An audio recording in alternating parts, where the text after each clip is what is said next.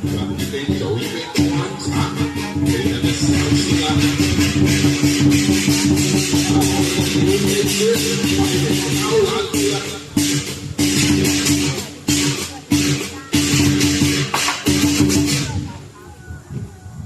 好，咁啊嚟啲半難度啦，好啦，下光先。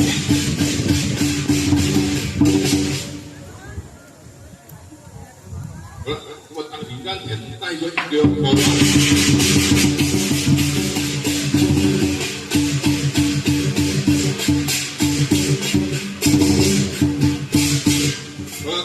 兩頭繩絲咧，發現咗前面嘅吊橋咧已經斷開咗啦。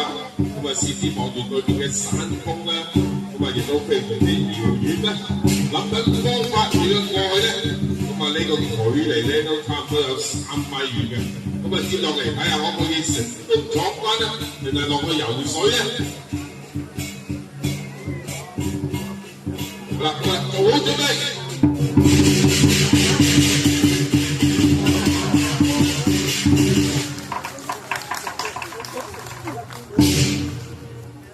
亦都要非常好嘅注意。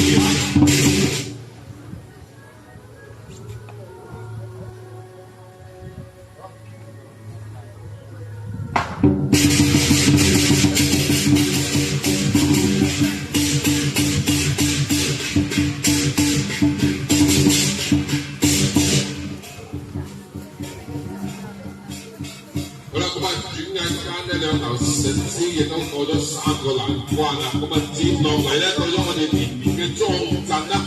咁啊，呢個連綿嘅裝陣咧，大家睇到咧有啲樁柱咧高低不等。咁咧，佢哋都係代表住山峰岩嶺。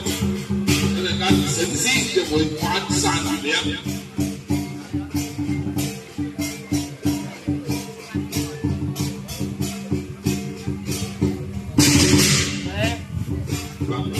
睇下可唔可以挑戰成功咧？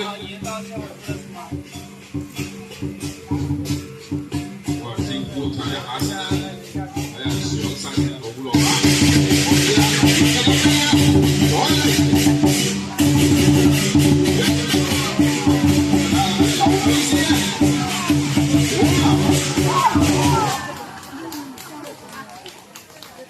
非常之跟住嘛，咁啊一個獅子撲撲。